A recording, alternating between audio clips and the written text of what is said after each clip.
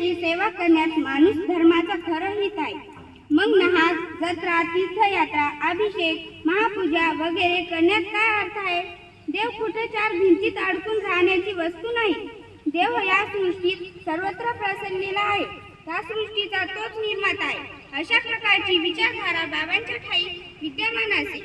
देव आहे अंतर्यामी, व्यर्थहिंडे तीर्थगामी. म्हणून देव देव करत त्यांच्या पुढे पैसा अडका फळाव ठेवून तो कसा प्रसन्न होईल? देवापुढे पैसा ठेवणारे लोक फार धोकेबाज असतात, चतुर असतात आणि लोभी असतात. देवापुढे पैसा ठेवणं हा तर निव्वळ देवाचा अपमान आहे. देवाची कथा आहे. देव खऱ्या करण्यापूर्वक भक्तिभावाने भुकेलेला असतो. यावर बाबांचा विश्वास. देवळे ही तर पुजाऱ्यांची भांडवली दुकाने असतात. या दुकानावर देणगीचा सौदा चाललेला असतो असं बाबांचं प्रांजल मत होतं.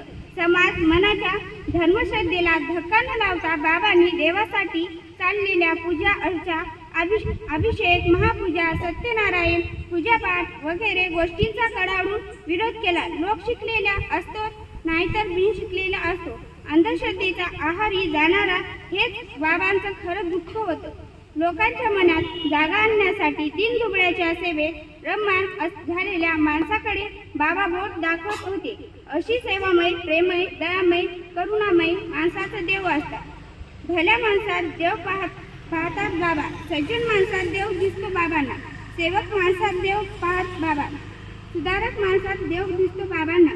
अशा प्रकारच्या माणसातच बाबा देव पाहतात. अशा प्रकारच्या माणसामुळे हे जग ठिकाणावर आहे. म्हणून मनानं जे नम्र होतात, अभिनशून्य होतात, ते देव स्वरूपी समजले पाहिजे असं बाबांचं मत. म्हणूनच बाबा आपल्या कीर्तनात बोलले, जगन्नाथाला गेले. देवानं तुम्हाला बोलवलं का? कुठून आले? किती जण आहात? जेवले का नाही? चहा पेले का नाही? बोलला होता का देव? नाही. मग तीर्थाला देव नाही. पैशाचा नाश आहे. जे तीर्थाला जातील त्यांना पैशांना नाश करण्यात तीर्थ आहे.